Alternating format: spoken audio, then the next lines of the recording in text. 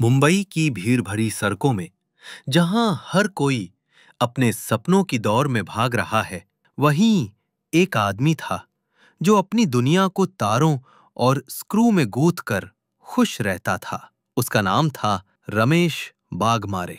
दिन के उजाले में चमकते लमिंगटन रोड की दुकानों में जब कंप्यूटर पार्ट्स की गंध हवा में तैरती थी, तब रमेश अपने छोटे से थैले में मदरबोर्ड, रैम और प्रोसेसर लेकर निकलता था। उसका कोई बड़ा दुकान नहीं था, ना ही चमकदार बोर्ड, बस एक पुराना टेबल, टूल किट और विश्वास। यही उसकी पूंजी थी।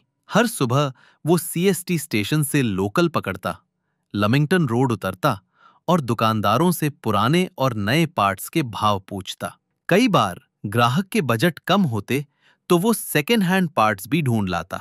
उसे मुनाफे से ज्यादा सुकून मिलता था किसी ग्राहक के चेहरे की मुस्कान देखकर, जब पुराना कंप्यूटर फिर से चल पड़ता। उसकी उंगलियां पेचकस पकड़ने में इतनी सधी हुई थी जैसे किसी कलाकार की ब्रश पर पकड़।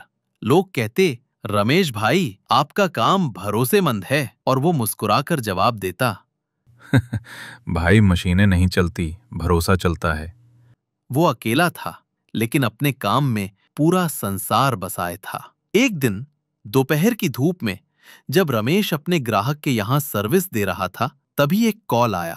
कॉल था एक पुराने ग्राहक का, श्री शर्मा, जो एक छोटी सी स्कूल चलाते थे।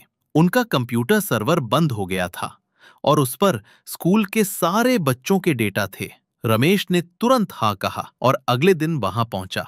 स्कूल के कंप्यूटर रूम में पुरानी सीपीयू की कतारें लगी थीं, दीवारों पर बच्चों के चार्ट और समय सारणी। रमेश ने मशीन खोली, वायर जांची, बीआईओएस सेटिंग्स देखी। सब ठीक लग रहा था, लेकिन हार्ड ड्राइव कुछ अजीब आवाज कर रही थी। उसने महसूस किया कि डिस्क खराब हो रही है।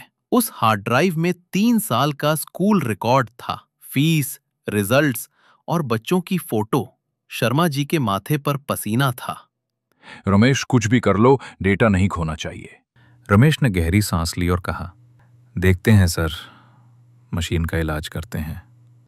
वो मशीन अपने घर ले गया। उसने हार्ड ड्राइव रिपेयर टूल से कोशिश की, लेकिन कुछ भी नहीं हुआ। सुबह तक उसकी आंखें लाल हो चुकी थीं और एक डर उसके अंदर घर कर गया था। अगर डेटा नहीं मिला तो लोग क्या कहेंगे? अगले 2 दिन रमेश चुप रहा।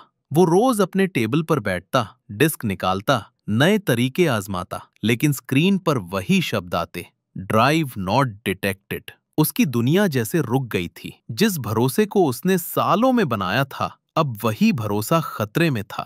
रात को वो अपनी छोटी बालकनी में बैठा था। नीचे गलियों में बच्चे क्रिकेट खेल रहे थे और ऊपर आसमान में बिन तारों की रात थी। वो खुद से बोला, शायद अब मैं हार गया, लेकिन अगर मैं हार मान लूं तो फिर कोई मुझे याद नहीं रखेगा। उसे याद आया जब उसने पहली बार कंप्यूटर खोला था, तब भी डर लगा था, लेकिन उसने कोशिश नहीं छोड़ी थी। अगले ही दिन उसने तय किया कि वो डेटा रिकवरी का नया तरीका सीखेगा। उसने यूट्यूब पर वीडियो देखे, पुराने इंजीनियरों से बात की और डेटा रिकवरी किट ऑनलाइन खरीदी। कई बार सिस्टम शॉर्ट हुआ, कई बार सर्किट जल गया, लेकिन वो रुका नहीं। तीसरे हफ्ते की रात जब मुंबई में हल्की बारिश हो रही थी, रमेश फिर से अपने टेबल पर बैठा। उसने हार्ड ड्राइव को माइक्रो रीडिंग मोड में डाला और धीरे धीरे सेक्टर खोलने लगा। स्क्रीन पर कुछ सेकंड के लिए एक फोल्डर दिखा, स्कूल डेटा। उसकी आंखों में चमक आ गई। उसने तुरंत एक नई ड्राइव जोड़ी और डेटा कॉपी शुरू किया। कॉपी पूरी होते ही वो कुर्सी पर पीछे झुक गया। एक गहरी राहत उसके चेहरे पर थी। सुबह वो उस ड्राइव को लेकर शर्मा जी के स्कूल पहुंचा। जब बच्चों के नाम और रिजल्ट्स फिर से स्क्रीन पर आए, शर्मा जी की आंखों में आंसू थे। रमेश, तुमने तो हमें बचा लिया। रमेश बस मुस्कुरा दिया। वो जानता था कि उसने सिर्फ डेटा नहीं, भरोसा लौटाया है। उस दिन के बाद रमेश ने अपनी टेबल पर एक छोटा बोर्ड टांग दिया। मशीन खराब हो सकती है, लेकिन मेहनत नहीं। उसने डेटा रिकवरी को अपनी नई सेवा बना ली। धीरे धीरे उसका नाम फैला। लोग अब उसे सिर्फ कंप्यूटर वाला नहीं, बल्कि भरोसे का इंजीनियर कहने लगे। वो आज भी उसी लोकल ट्रेन से सफर करता है, वही टूल किट लेकर निकलता है, लेकिन अब उसके अंदर एक अलग सुकून है। उसे पता है हर समस्या का हल होता है, बस उसे सुलझाने की हिम्मत चाहिए। कभी-कभी जिंदगी की सबसे बड़ी सफलता किसी और का भरोसा लौटाने में होती है।